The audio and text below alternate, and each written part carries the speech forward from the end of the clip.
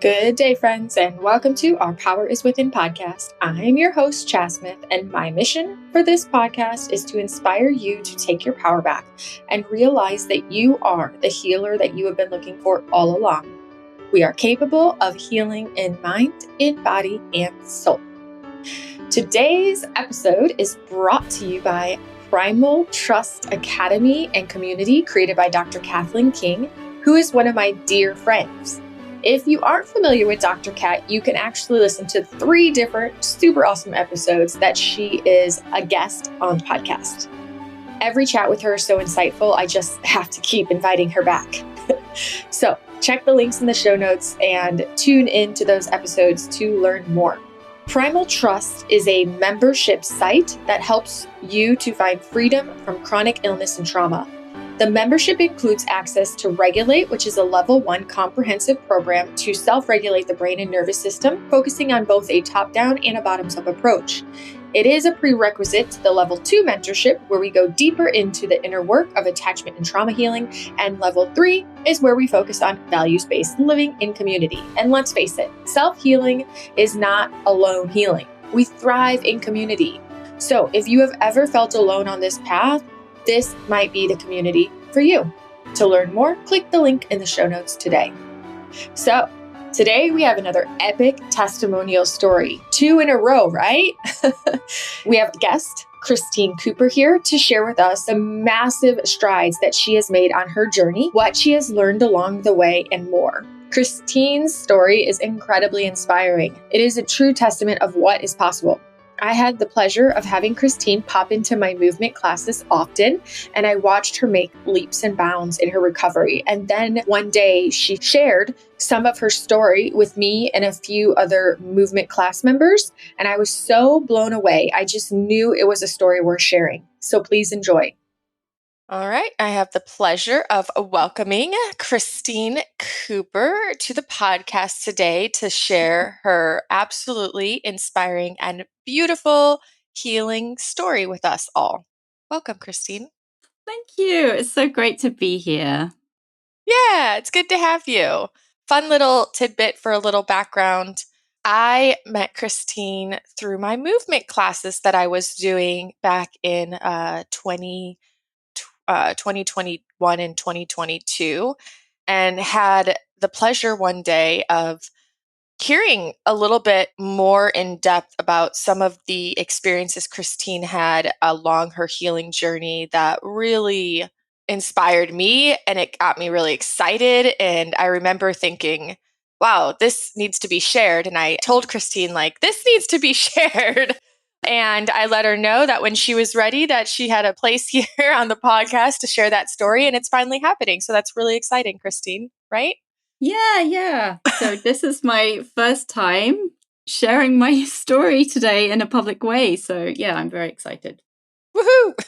Well, I think what we're going to do to set the stage is I would love to just start by having you give us a little brief background and insight into your life prior to your perfect storm, your quote unquote perfect storm, as we call it. What was life like for Christine before you reached that point of no return? Sure. So before all of that, I was a musician and storyteller, and I was studying in the Nordic countries. I was living in the Nordic countries. And on the surface, it might have looked like I was following my passion, living my dream. But actually, underneath all of that, there was a kind of emptiness. There was a constant striving to find something to sort of fill in a gap or a hole in my life, I guess. And I don't know if it's okay to say this, but I just want to, before I go into the actual perfect storm story thing, I wanted to give a brief snapshot of what things were like for me at my darkest time and what things are like now, just so that people have a kind of overview of context for this story. Would that be okay? Yeah, absolutely. So when I was at my darkest time, I was completely bedbound. I was resting most of the time in the dark and silence with an eye mask on. I was very, very sensitive to noise, to people in the room. I could only have people in the room for a few minutes. I could barely speak. I couldn't sit up for more than a few minutes. I had to eat my meals lying down or just very slightly propped up. It was very difficult for me to get to the toilet. I was having suicidal thoughts. I also thought that I might die. I had an insane array of symptoms. And just in September, this last September, I actually climbed a mountain. So that's the kind of transformation that I'm going to be sharing with you today. And when I look back at it, I actually almost can't believe it myself. Mm, that's so awesome. I can't wait to hear more about all the details along the way. And I really do like that you set that up to help people understand what kind of story this would be, because just hearing that alone instills hope for other people, Right. and reminding them like, hey, sometimes it's hard to even believe that we've come so far on our own journey, but we have, and you can too. Yeah, Yeah. absolutely. Out of curiosity, what kind of musician were you? A folk musician. Okay. Yeah, and I have returned to playing music now. So I am still a musician. I didn't Yeah. play for a long time, but I'm back playing again now. And what instruments? Violin is my main instrument. I also play the banjo, a bit of ukulele, and I sing as well. That's awesome. All right. Yeah. You're going to do a concert for us today? Just kidding. Maybe next time. Yeah. Fair enough. Okay. So I really love how you kind of gave us a little synopsis of the things you were doing pre-perfect storm, but how you also know looking back that there was a bit of an emptiness and something deeper going on that was below the surface. So set us up then, and what was going on in your life? And in hindsight, looking back, what do you think really created that perfect storm, and what happened from there? Yeah, when I spoke about an emptiness, looking back now, it was really a disconnection from myself, from kind of everything good. I felt very lonely and isolated and just disconnected, really. So I was doing all these things that were trying to sort of fill in this gap, including going abroad to study a degree in folk music. And at the time when I got ill, I was in Sweden and I was just doing a crazy amount of stuff. Like, it's really, really not surprising when you look at it that I got sick. So I was spending long hours researching for an academic paper that I was going to present at a conference. I was preparing for end of term exams. I was preparing a new musical project. My parents were visiting Stockholm. I was showing them around. I was attending a course about climate change and artist residency, and just loads and loads of things all at the same time. And I knew, some part of me knew, this is too much. This is crazy. No one can do this much stuff at once. But I had this pattern of just really wanting to do everything all the time. And, I think it was to kind of try and fix this feeling of disconnection and emptiness somehow. So I was really wanting to do all the things, and they were all good things. I was excited about all of them. But about halfway through this period, I got the flu. And when I got the flu, I thought, oh, well, this was bound to happen. I was not surprised. I kind of knew that I was going to get the flu. So I spent a week in bed, and I was actually at this course about climate change. When I was spending a week in bed, I missed all of the talks and everything, but they wrote a letter. One of the exercises was to write a letter to yourself. And I did this exercise in my bed, and I wrote a letter to myself all about the lessons of the sick bed and surrender and things like that. And I just, if only I'd known, It's crazy. I'd been sick for like a week and I was writing this letter with all these insights. Yeah, little did I know that this was going to continue for years. So following that, the flu kind of went away-ish, and I went back to the UK and I went to this artist residency, but I couldn't really, my energy never really came back. I couldn't walk that far. I could only walk for 10 minutes, and then I would have to lie down to recover enough to walk back. I had to spend a lot of time resting in bed. So the other artists were having meetings and I couldn't really join them that much. But I just thought, this is the tail end of the flu. This will go away with time. And I went back to my parents' house after that and I decided that, okay, this is taking a little longer than I thought to go away. So I clearly need some more rest. So I cancelled all of my summer plans and I just stayed at my parents' place and I just rested. And every day I took a short walk outside in nature because nature is very important to me and I felt that it was healing. But I could not walk more than 10 minutes. And no matter how much I rested, this didn't change. After 10 minutes of walking, my legs would feel like they were turning to lead. I would feel like I was being sucked down into the ground. I would feel dizzy. I would get heart palpitations and I just had to lie down. So I would lie down for like half an hour or an hour and then I would be able to walk home again. And at the end of the summer, I didn't really go to any doctors because I'd actually had a similar experience in the past, like 15 years previously. I'd had a virus and it had taken a while to clear up and it had taken 3 months. And after 3 months, it went away. So I just thought, I know what this is. It will go away in 3 months. I just have to rest. So I just rested for 3 months. And then at the end of 3 months, I wasn't really any better. And it was time to go back to Finland to continue my studies. And I wasn't really sick enough to not go back at this point. So I just decided to go back and just kind of carry on with my life as best I could. And I just kind of thought it would go away with time. I thought it was some kind of burnout. So I went back to Finland and suddenly I was living independently again. And it was much harder than I expected. So, I was having to do all of my own cooking and laundry and grocery shopping and everything. And I found that I could only do one thing per day. So if I went to the grocery shop and did my shopping and then went home, that would be it. I would be wiped out for the rest of the day. I would not be able to do anything else that day, not even cook the food that I'd bought. I would just be lying in bed recovering. And then the next day, I would cook the food. So I would make a big batch of food so that I didn't have to cook every day.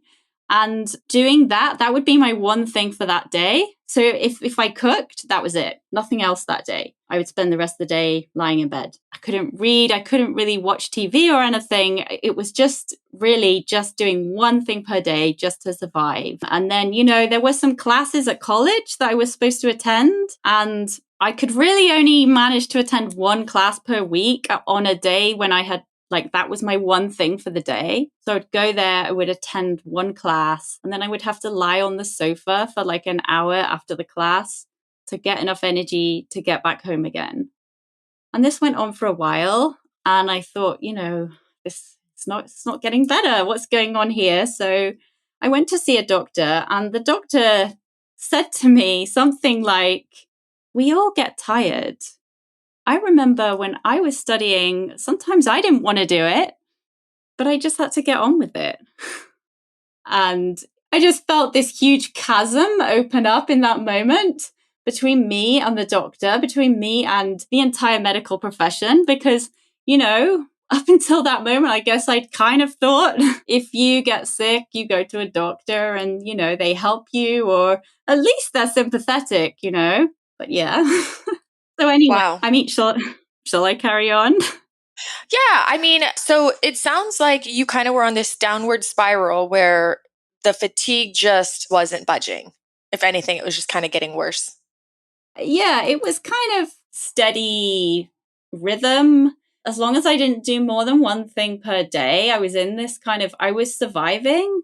And I just kept thinking, I'm not sick enough to completely give everything up. And, I'm still doing a few things. So I'm just going to keep going like this. And I think it'll go away by itself, Yeah, but it didn't. No. Well, what happened then was a course came up at my college that I really, really wanted to do, that I had been waiting to do for the last several years, that I was so excited about doing. And it came up and I had to ask myself, I'm not really well enough to do this course, but I really, really want to. I've been looking forward to it for years. And I'm sure whatever's going on with my body will just go away. So I chose to enroll in the course. I asked some friends if they'd be willing to support me by helping me with some grocery shopping, some cooking, and things like that. And a few friends stepped forward and did that for me so that I would have a bit more energy to put towards the course. But the course was quite an intensive schedule. It was 3 or 4 full days per week for 6 weeks. So it was a lot more than I had been doing up until that point. But I went for it. And the first 2 weeks actually went fine. And then something happened. My body just said no. And I stopped sleeping. And all of the symptoms just ramped up a huge amount to the point where I was, lying in bed. I couldn't get out of bed. I was really struggling just to get to the kitchen, to get water and food. I was not attending college anymore. I didn't really know what to do. I couldn't really go anywhere. I was so weak. I called a friend of mine and she came round and she had offered to take me to have some blood tests at the doctor's, which had been ordered, but I couldn't get there. Like I walked from my flat. I tried to walk out to her car and I was holding onto the walls and sort of inching my way forwards because my whole body just felt like it was made of lead and like I was walking through treacle and I was super dizzy. And I just knew that I couldn't tolerate being in a car, moving. I was nauseous and dizzy and she just helped me get back to bed in the end. And then she spent the next quite a bit of time on the phone trying to get some help for me. She rang all these different lines and I just wanted something to help me sleep because I hadn't slept for a few nights.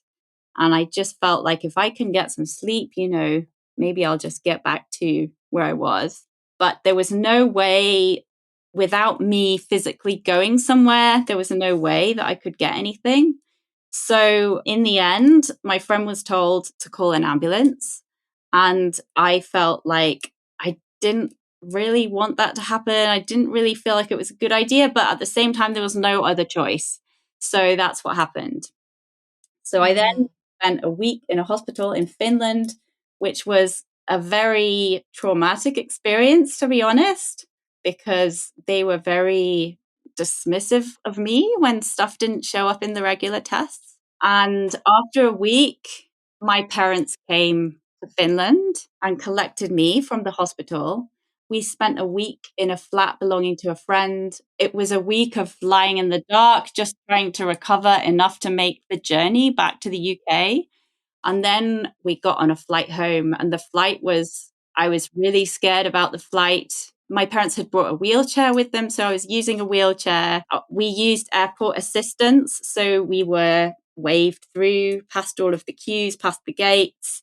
And they used a special lift to lift me up on the wheelchair onto the plane so I didn't have to use the stairs. I was given a row of seats that were empty so that I could lie down on the plane. I was wearing my eye mask and my earphones, and that's how I got through the flight. And then eventually got back to my parents' place. And that was kind of goodbye to my previous life. I didn't go back to my studies until this point. I'm not saying I won't, but until now, I haven't been back. I haven't been back to Finland. Okay, so time goes by at your parents' house, and then let's talk about now what really was the catalyst into your healing. Like, what was the first thing that you learned about that you were like, this is it, this is going to be a catalyst, this is going to support me, this is going to work? What started, like, where's the point where you actually start turning things around? Right. So there was a whole period of trying different things. I joined a lot of online support groups. So I realized that I had ME/CFS and I joined support groups for that particular illness. And then later on, I realized I had some other stuff as well. But one thing that I came across was the story of Jennifer Breyer, who made the film Unrest. And she ended up getting a particular surgery, or a few surgeries actually, to address some structural issues. And she made a lot of progress in her recovery because of that. So I was very interested in this. And I joined all of these groups to learn about that. And so this was like the first thing I think that kind of made me feel maybe this is the I mean, I'd been through all this thing of trying supplements and everything, and none of that helped. So I was looking at this structural thing, and people were sharing their scans in these groups, MRI scans of their spine and their brain and stuff. And I'm really this type of person that really does go into research overdrive. So I researched all of this stuff in the few hours a day when I had enough focus to actually read stuff and look at screens. I would be researching and learning all about this stuff. And I learned to kind of interpret these scans in a basic way. And all these people were sharing their scans in there. And one day there was a man who was sick, and he shared a scan, which was his wife's scan, actually, not his scan. And his wife was healthy. He was the sick one. And his wife had had a scan just because she was experiencing some tingling in her hands. And when this scan was shared, I was gobsmacked because what was on her scan, it looked so severe. It really looked like she was about to be internally decapitated. The bones of her skull were like really kind of cutting into her spinal cord. And when you compared that scan to all of the other scans of the people in the group who were sick, it didn't make any sense, because most of the people who were sick, their scans had like maybe some tiny little thing that was out of place or slightly imperfect, but really nothing dramatic. And here was this woman with a scan that looked really, really dramatically bad. And she basically had no symptoms. She was fine, apart from a little bit of tingling. So I was like, what is going on here? And so I started to look into this a little bit, and I found all these studies about spinal stuff, about disc protrusions and disc bulges. I found a study of 3,000 people. Between 30 and 80% of the people, these were 3,000 healthy people, and 30 to 80% of them, depending on age group, had disc bulges or disc protrusions and no symptoms. So I was like, okay, so why is it that some people can have like crazy stuff going on in their body and they don't have any symptoms? And then other people have like something really tiny that's slightly imperfect and their body completely freaks out and they have all these massive symptoms. There's something going on here. What's the difference between these two groups of people? And is it possible to become like the first group of people who have these kind of resilient bodies that don't react so dramatically to things that might be going on? And then the next thing that happened was, it was in one of these structural groups. Somebody shared their healing story through mind-body work. So this was a woman who had very severe symptoms and actually very severe structural issues as well. Like, she shared her MRI and it was very, very clear on there. Her issues were more severe than most people's from a visual point of view of what was going on in her physical body. And yet she had healed, like really dramatically healed through mind body work. And I was really impressed by this. I was like, wow. And at the same time, I was looking into all of these other structural things. So I was looking into chiropractic, like upper cervical chiropractic. I did a little bit of that. I went to see a specialist dentist. And then lockdown happened. So I couldn't go to any in-person appointments anymore. And to be honest, in-person appointments were really difficult for me anyway, because leaving the house was just like a massive ordeal. So everything was off the table because it was lockdown. And all of this stuff had come up that had made me really curious about mind-body stuff. And I'd heard about brain retraining a long time ago, but I was very skeptical of it because I'd heard all this negative stuff. I've heard, lots of people try it and it doesn't make any difference. And I'd heard that it's like gaslighting yourself and denying your reality. And I'd heard that some people get worse because it teaches them not to listen to their body. So I was very skeptical, but I started to be open to it. So I started to do my usual thing, which was to research everything. I started to research brain retraining as thoroughly as I could without actually doing it. And that was quite difficult, actually, because it's quite difficult to find what the content of the programs are without actually doing them. But the more I looked, what I found was just more and more and more incredible recovery stories. And I'd heard a few recovery stories here and there from various different modalities, but nothing that I'd come across up till that point had created so many recovery stories that were so impressive. And I could not ignore that. And at that point, I was like, okay, look, I've got to try this. I've got to put my skepticism and my doubts and my preconceptions aside, because this is working for a lot of people. And if there is a way that I can heal without going for crazy, risky, expensive surgeries and so on, then I really have to try that. So I started out by buying Phil Parker's book about the lightning process. Now, I was not intending to do the lightning process because I'd heard so much negative stuff about it, to be honest. But I started with that book because it's easily available. And actually, I kind of liked it. I was kind of surprised. I was expecting to not like it. And I actually quite liked it.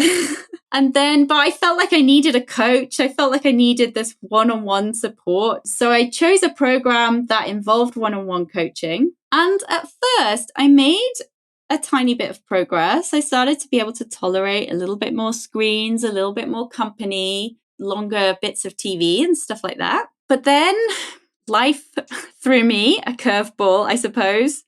Well, what happened was a virus came into our house and I freaked out.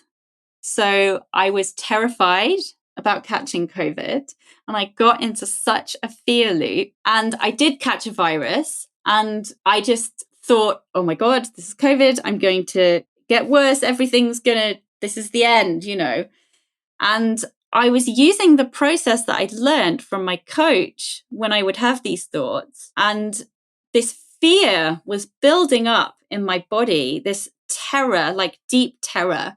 And I would use the process and I would kind of squash it.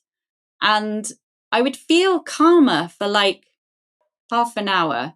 And then it would come back even stronger. The fear would come back even stronger. And I would do the process again. And I would squash it down and I would feel calmer for a short time. And then it would come back even stronger. And I got into this real spiral loop of fear, suppression of the fear. And then all of this suppression was actually ramping up my symptoms. So I had this fear of my symptoms getting worse, and the fear itself was making the symptoms worse. And I knew this was happening, but I felt powerless to stop it. The one tool that I'd been taught was not working. It was actually just making things worse. And I wrote to my coach. I said, help me. This is happening. What do I do? And my coach was actually not able to help me. And at that point, I gave up. I quit. I had to stop working with that coach because their advice, they were not able to help me. And essentially, by following their advice, I had got worse. And I think this is really important because I think this actually happens to quite a lot of people out there. And now, when I think back to those stories I'd heard about people who got worse following brain retraining or who tried it but didn't work for them, I feel like I have an understanding of why that is now. But my darkest time happened then. It happened after I started brain retraining. So I started brain retraining, I got worse, and that led to my darkest time when I was really couldn't tolerate almost anything. I could barely get to the bathroom. I was thinking about death a lot. I was so terrified. So that was the beginning of my brain retraining journey. Then you also got a very severe sickness again that really sent you into another fear loop. So basically, I had to take a break because I was getting worse and I could see that. But by this point, I had enough faith in the concept. I understood the concept and I'd heard so many amazing recovery stories that I did think that it could still work for me, even though this was going on for me. Just not then, just not at that time. Well, what I realized was that, there's just something missing. There's something that I don't know. There's a piece missing because I know that this can work, but the precise way that I've been shown to do it is not working right now. There's Right. some detail that is missing or some subtle thing that I don't understand and that this particular coach doesn't understand. So, or isn't able to communicate with me or whatever. Yeah, that makes sense. So what I did then was I took a break from brain retraining because I had to, because I was so depleted. And I gradually started to get a little bit of resilience back. And then I emailed a few other coaches. So I just thought, okay, I just have to find a different coach. I have to find the right coach for me. This coach was just not the right coach for me. And, you know, that coach has helped a lot of other people, but they just weren't the right coach for me. Yeah. Yeah. Different personalities work with different people in different situations. And different approaches as well. Yeah. Yeah.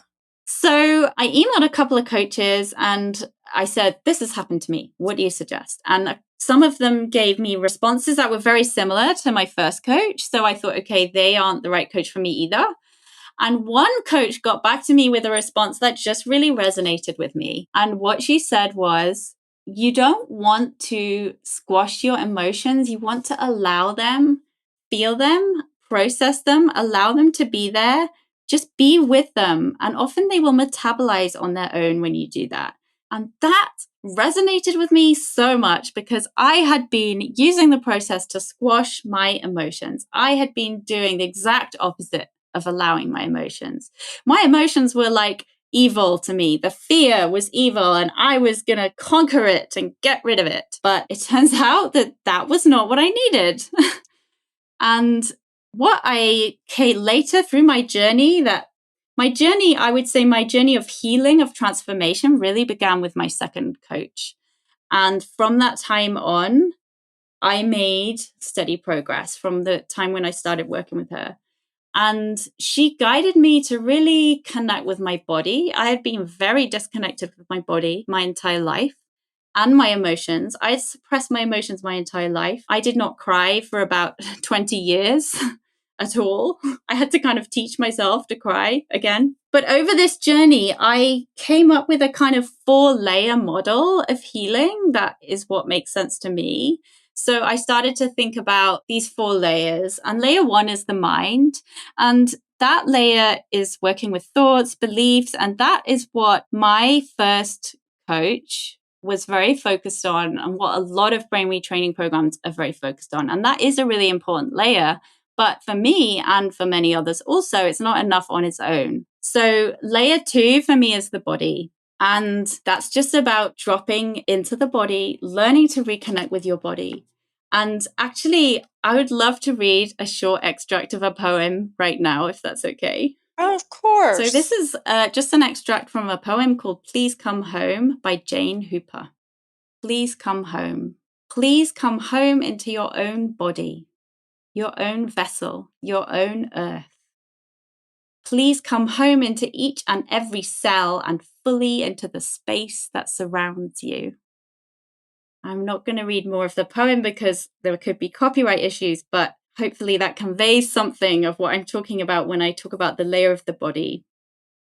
So layer 3 for me is the emotions, and it's really just allowing the emotions to be there. And often people get confused about this and they think that means allowing the thoughts of the emotions.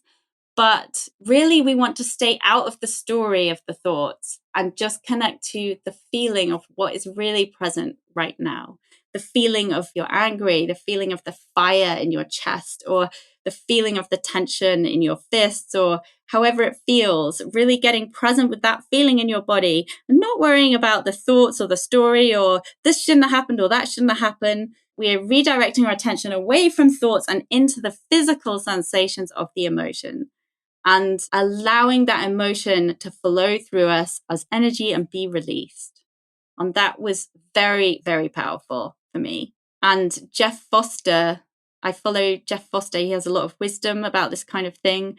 And one thing he says that really resonated with me is your emotions, your shame, your fear, your anger, your doubt, they don't come to you to be healed. They come to be held. Yeah. So held, not healed.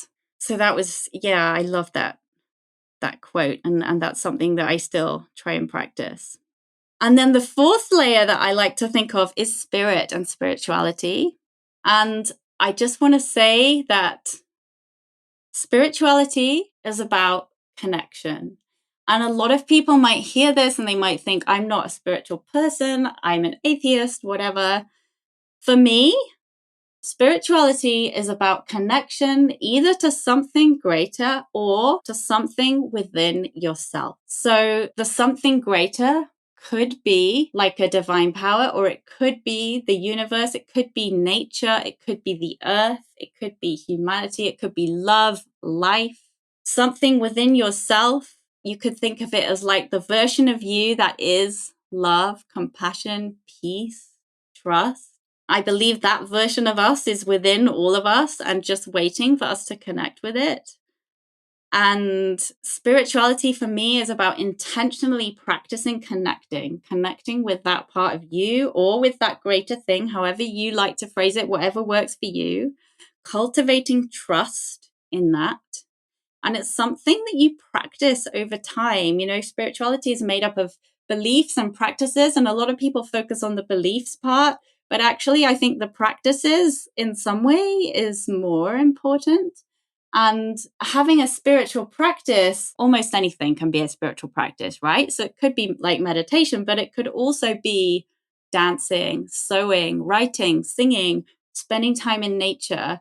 It could even be washing the dishes. Anything where you are fully present and where you are connecting to that inner self that is love and peace, and allowing that to flow through you, or connecting to the idea of something greater, if that works for you. Anything where you do that, that is a spiritual practice. And this sense of connection, you know, I think that when you look at people who have recovered, not all of them are going to talk about their journey in a spiritual, using that word, spiritual, but I'm pretty sure that all of them would talk about connection in some sense. So that's just what that means to me. And I do have a little extract of a poem as well for this, if that would be okay. Of course, yeah. So I just want to mention this poem by Martha Postlethwaite called Clearing. It's a really beautiful poem. It's short, but again, I won't read the whole thing. I'll just give a brief part of it. She talks about making a clearing in the dense forest of your life and waiting there patiently until the song that is your life falls into your own cupped hands. So for me, that's what spirituality is about. It's about making a clearing in your life and waiting until you meet yourself, your life there. I love that. Yeah. So around the same time that I had started working with my coach, I had come across the teachings of a man called Bruno Gröning, who had lived in Germany in the 50s. And the way that I'd come across this was that a friend of my mum had sent her a leaflet in the post, and my mum had given me this leaflet. And I looked at the leaflet and it said, help and healing on the spiritual path. And it said all this stuff about spiritual healings and like miracle healings. And I looked at it and I was like, no, that's too wacky for me. That is not for me. So I put it aside and I kind of forgot about it. And that was actually a long time earlier. But then when I reached this real point of desperation, when I had tried brain retraining with my first coach and gotten worse, I was so desperate that I was like, okay, bring me the leaflet with the crazy spiritual stuff. I don't care anymore. I will do anything. Bring me the crazy stuff. So I learned about the teachings of this guy, Bruno Gröning, and I learned that they were actually very similar to brain retraining. And when I learned this, I became much more open to it and much more interested because it made sense to me. So he basically taught that there are kind of loving, healing energy that we can all tap into at any time. That is basically life itself. It's flowing through all of nature. And it's flowing through us. But he also said that there's an opposite force that is a negative force that is destructive. And this other force is the root of all negativity, evil, illness, and that we have a choice about which of these forces we want to cultivate in our lives, in our bodies, through the thoughts that we choose.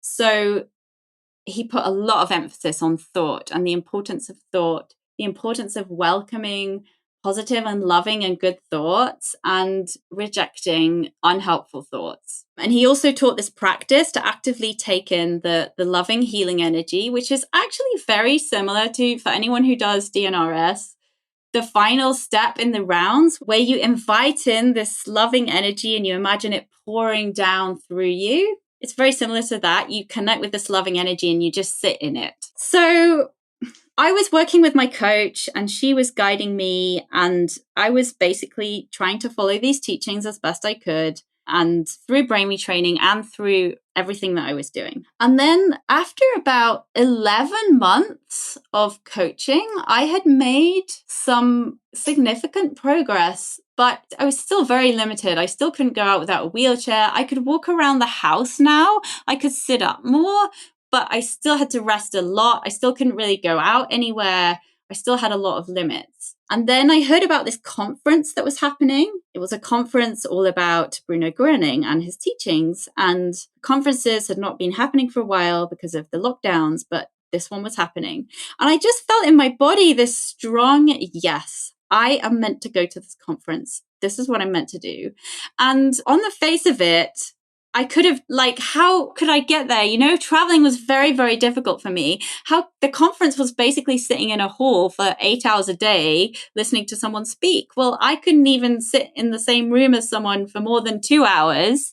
I couldn't really sit up for more than half an hour. You know, I could sit up more than when I first started my journey, I couldn't sit up at all. And now I could sit up for like half an hour. But how could I attend a conference that was doing all this? You know, I was also eating a low histamine diet at that time, and there wouldn't be any special food available at this conference.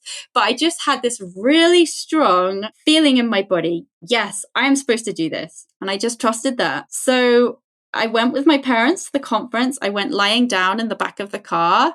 When we got there, I rested. They pushed me in my wheelchair into the conference. I had a reclining wheelchair so I could lean it back if I needed to. And that first evening, I experienced very, very intense sensations in my body, very strong pain, heart palpitations, breathlessness, sweating, shaking, dizziness, all of that. But I somehow knew that it was part of my healing. One of the things he taught was that sometimes when you experience a healing, you can experience like heightened symptoms as part of that. He called it regulation. So I was like, this is just regulation. This is part of my healing. And part of me wanted to go and lie in bed for sure. But there was another voice inside me that was saying, stay, stay, stay, stay with it, stay with it. And I just stayed with it. I stayed with it. And 2 hours passed. And at the end of the 2 hours, the meeting finished. And I suddenly had more energy than I'd had in years. I suddenly had energy to join in the choir practice that was happening. And throughout the weekend conference, things just like radical things were shifting in my body. The second day of the conference, I sat through 8 hours of the conference, which absolutely would have been unheard of for me before that. I stopped using the wheelchair. I just said to myself, I'm just going to try walking. I got this thought, like, I'm supposed to walk now. I'm not supposed to use the wheelchair anymore. So I walked from my room to the conference hall. That was the first time I'd walked. It was 100 meters. That was the first time I'd walked more than about 15 meters in 4 years. And then there was this beautiful, the conference was in a house with beautiful grounds. I just got the thought, I'm supposed to go outside. So I got up, I left the conference hall, I walked to the door and I walked outside, and it was further than I expected. So there was a little bit of anxiety, like, oh, can I do this? I was on my own. This was the first time I walked anywhere on my own without someone with me, without a wheelchair. I just went outside by myself, and it was a beautiful day. There was beautiful nature. There were these majestic ancient trees. There was bird song. It was spring.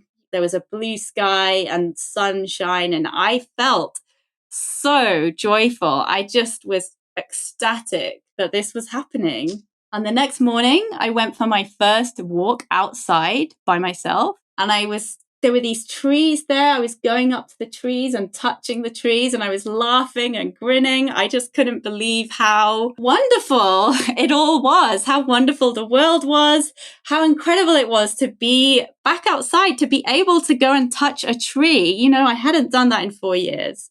And at the end of the conference, we got in the car, my parents and I, and we put the wheelchair in the car. And I just knew I don't need that anymore. That's not my wheelchair anymore. I'm not using that anymore. We drove home. We stopped at a service station to get some food and coffee and stuff. My parents parked a little bit far away from the service station. And I said, "You're really testing me by parking over here." And my mom said, "Do you want the wheelchair?" And I said, "No, I don't want the wheelchair." And, you know, this was not coming from like any kind of denial or pushing myself. This was coming from a deep inner knowing that I did not need that anymore. And if there's really one thing I want to stress in my journey, it's really about this connection that I had cultivated with my own inner guidance. And all of these things that were happening were all coming from that, you know, the idea that I should go out for the walk, the idea that I should leave behind the wheelchair, the idea that I should even go to the conference. All of them were like inspiration that came from my body, not from my mind, from this deep place of inner knowing that was in my body. And when we got home from the conference, the next morning I got up and I felt I woke up, I felt a bit disorientated. I was like, what just happened? And I didn't really know what to do with myself. So I said to myself, what would a healthy person do? Because I'm a healthy person now. And I thought a healthy person would go to the kitchen and get breakfast. So I got up, I went to the kitchen and I got my own breakfast for the first time in 4 years. And then after that, I thought, what would a healthy person do now? I thought a healthy person would have a shower. So I went and I got in the shower and I had a shower by myself for the first time in 4 years. I did not use my shower stool. I washed my own hair. These were all firsts for me. The shower was enjoyable. It was not a torture. And then I thought, what would a healthy person do now? A healthy person would get dressed. So I opened my wardrobe and I looked at the clothes in there, and there were all these clothes that I had not worn in years because I'd only worn pajamas and loungewear. And so I picked out a pretty dress that made me feel happy. And I was like, yes, a healthy person would wear this dress. So I put that dress on. And then I said, a healthy person would go out for a walk. So I got out my hiking boots that were thick with dust. I put them on and I went out into the field behind my parents' house. And I was just so filled with joy. I can't describe the feeling of wonder and presence at the glory of nature. And in the coming weeks, I started to explore more and more the area around, because my parents and I had moved to this area while I'd been ill. So I was in this area that I didn't actually know at all. And so now, years later, I was getting to actually explore it. And just meeting all of these beings, all of the trees, all of the plants, all of the birds, the river, there's a river near their house. And it was every day brought new bursts, new moments of wonder and glory. It was just such a special time. And that feeling of wonder is something that I really, really strive to hold on to. And I want to share with others as well. And from that time on, I've been really doing my best to follow my inner guidance. And I really feel that it's like a breadcrumb trail. You don't need to know where you're heading. You only need to take the next breadcrumb, the next step. And so soon after that, I heard about this retreat called Listening to the Earth. It was all about connecting with the divine, if you like, connecting with something greater through nature. I attended this retreat. It was the first time I'd gone away by myself in years anywhere. And it was so profound and magical. And I felt like this is something I meant to do, something like this with my life. I meant to do something about this. I meant to do something that helped people reconnect back to this, back to nature, back to their true selves.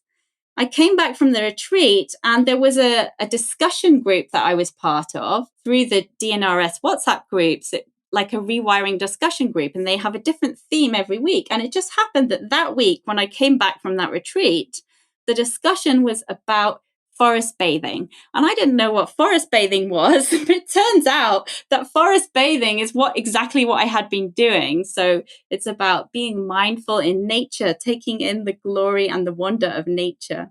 And so after that discussion group, I was like, wow, forest bathing, this is a thing that I'm supposed to train in. I'm sure this is part of my purpose. And then as life went forward, I felt more and more breadcrumbs laid out for me. I was doing all this journaling about my life purpose, and I came up with this idea that I'm supposed to guide people to reconnect. And there are different ways that I can do that. And I hope to do that. And forest bathing is one, and music is one, and coaching is one as well. So I started to think, I'm supposed to be a coach. I'm supposed to help guide people with this stuff. And so I started looking for a coach training. And first, I was looking very much from a head perspective. I was looking, how much does this program cost? What do they teach you? Does it include this? Does it include that? But nothing really felt right. And then one day I was scrolling on Instagram and I saw an ad for a 5-week challenge called BS to Bliss. It was run by a woman called Dr. Sarah Madigan. And I can't really explain why, but something about this ad just grabbed me and I felt this intuitive nudge in my body saying, I'm supposed to do this. I'm supposed to sign up for this challenge. So I signed up for it without really knowing what it was. It was 5 days of online teaching on Zoom. And it really blew me away. It was absolutely incredible, even though, I'd done a lot of personal development work by that time. It was phenomenal. And then at a certain point, the woman, Sarah Madigan, mentioned that she runs a coach training program. And when I heard that, I felt another yes in my body, like, this is the coach training that I'm meant to do. This is what I'm supposed to do. So I looked into it and it was actually really expensive. So I hadn't been able to work for years, so I couldn't afford that and I couldn't get a loan. So I was thinking, oh, okay, so what do I do? And I had this idea come to me about crowdfunding. And I was like, really? Crowdfunding? Oh no, that's like asking people for money. That's really awkward and uncomfortable. I thought I'll just ask my parents. I'll ask my parents if they will lend me the money. So I asked my parents and they said, no. They said, we don't want to support this because we don't feel it's a good choice for you. We don't think this is a wise career choice. And at that moment, I had a choice of whether to take on board someone else's perception, someone else's opinion, someone else's disapproval, or do I really honor my inner guidance that has got me this far? Following my guidance, it's had some really good results up until this point. Let's put it like that. It's completely transformed my life. So am I going to stop listening to that now just because of money and someone else's disapproval? And so I made this decision to launch a crowdfunding campaign to fund the training program that I believe that I am meant to do, even though it is quite expensive. It's more expensive than other training programs, because I cannot ignore that guidance anymore. I cannot ignore that part of me. I am done ignoring that part of me. Yeah, and that's where I'm up to today. I love that so much because that's part of the journey, right? Is learning how to tap into that inner guidance. Because when you look back and you talk about your story before the perfect storm, I mean, so many of us in hindsight can look back and see that we were disconnected, that we weren't following that inner feeling, that inner voice, that inner guide. And so I love how you're being so bold and so committed to staying true to what feels authentic and real for you. I think that's truly going to be the golden ticket for you to continue to heal deeper and deeper layers and to thrive. Yeah, absolutely. And that's what I've come to believe as well. And I did not believe that at the start of my journey. So, it really has been a journey to get here. It's not like I had this inner guidance right from the beginning. I had to do all this work in order to kind of unlock it. Right. Exactly. It sounds like, wow, it seems like you were on this kind of slow progression of healing. Like you said, you started brain training, you had some really good results, but then you got sick, cut that coach out of the picture, and eventually sought out a new coach and then had progress. But it really sounds like things really transpired after that conference with Bruno. Yeah, absolutely. And, you know, I want to stress that the Bruno grinning thing, like that specific thing is not going to be for everyone. Right. But it's really this thing about following your inner guidance. And I was guided to attend that conference. And that experience, that was really the first time that I had the experience of feeling this strong yes in my body to something. I'm a really firm believer that, and again, I love how you said you didn't always have access in a sense to this inner guidance, how it kind of unlocked as you were on this journey. I am a huge believer when we do have that inner guidance to say yes to ourselves. I think that when we do that, we I don't know how else to say this, but and I guess we're rewarded. Like I truly believe, I tell my friend this all the time, like, listen, if you say yes to that inner voice, that inner guide, I honestly trust that the universe will provide for us. Like, and I love how you said you don't need to know how it's all going to turn out. Like just follow that next breadcrumb.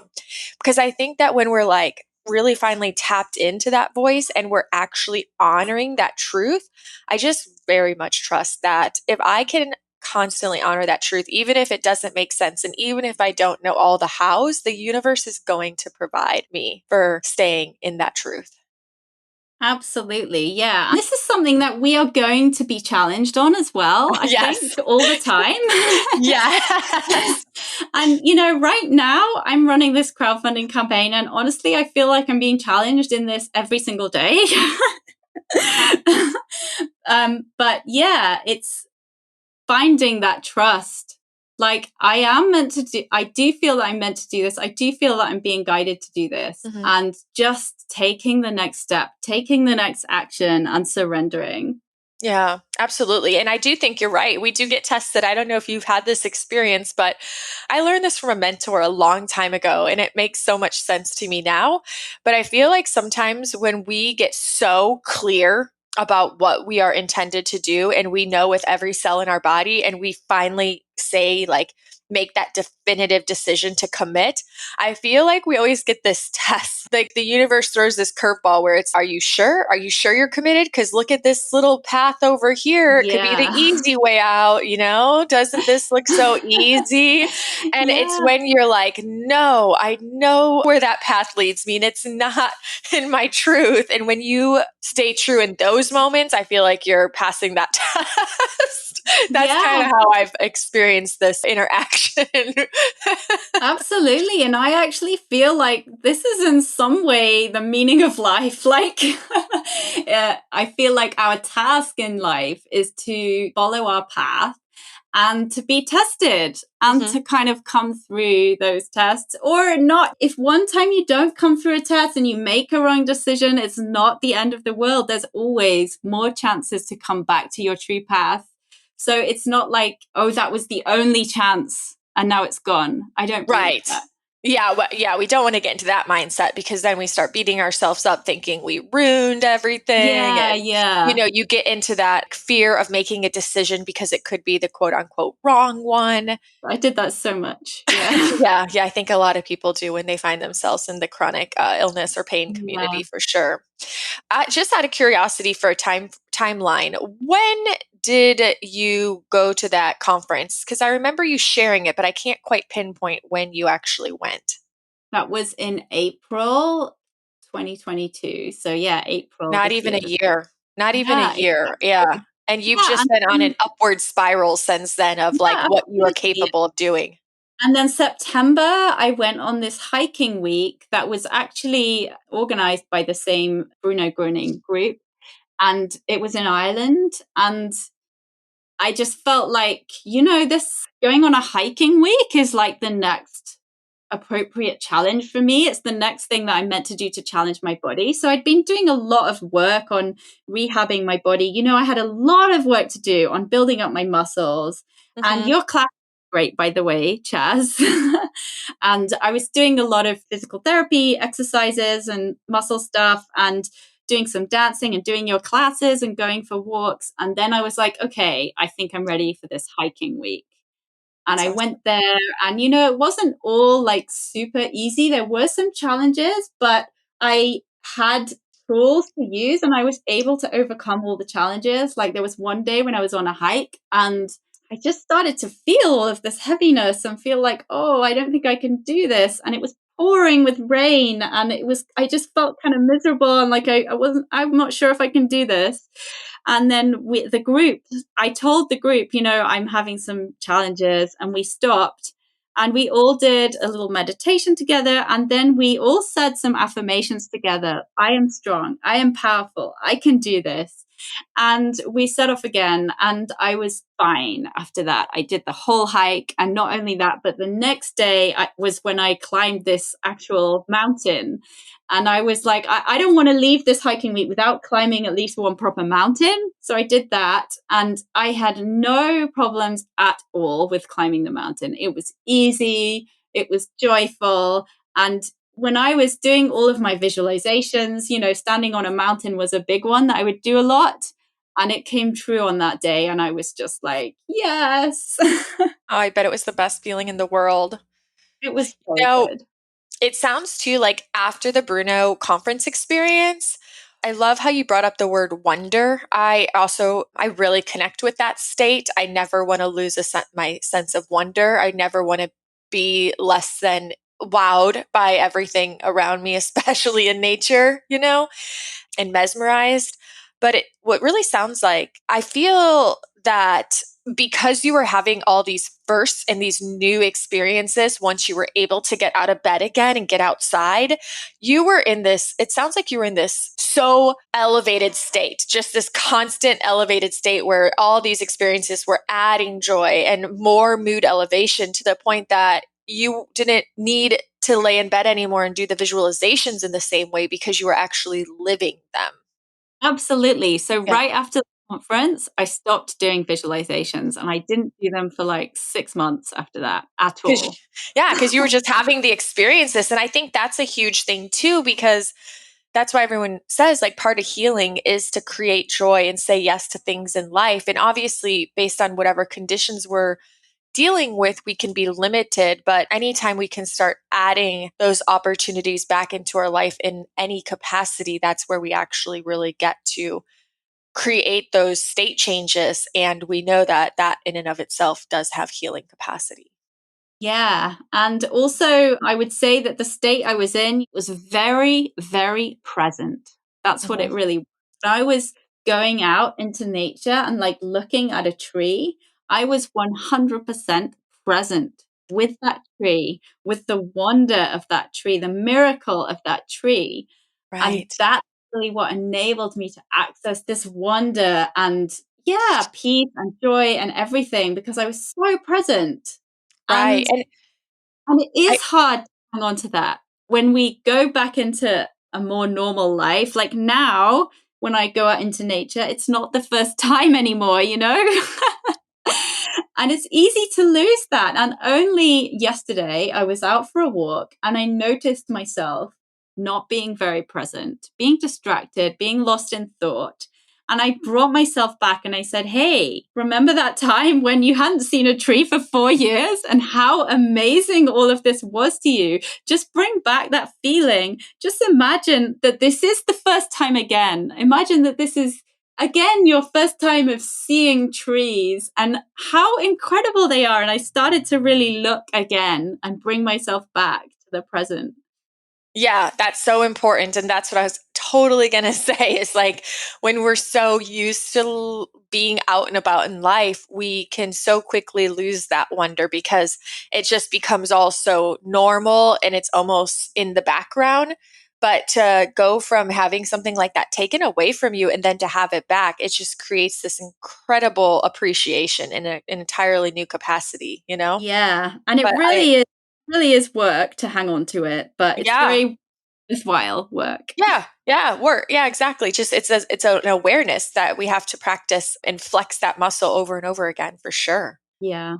So, what a beautiful story. Yeah, the story about the conference and the transformational healing that you had after that conference. That was the story that you shared with me and a couple other beautiful souls that were in the movement classes. And it just, wow, that left the chills, the goosebumps all over my body. And that was so exciting to hear and witness for you, and to also have been a witness and see where you started when you first joined the classes to then hike a mountain. That's just amazing. I'm so happy for you, and I'm really proud of you for standing in your truth even when it feels hard, because it will absolutely lead you into flourishing and beautiful opportunities ahead. So thank you for doing that. And thank you for taking this hard journey that you've been on and turning it into something beautiful and into an opportunity to then support and help other people along their way.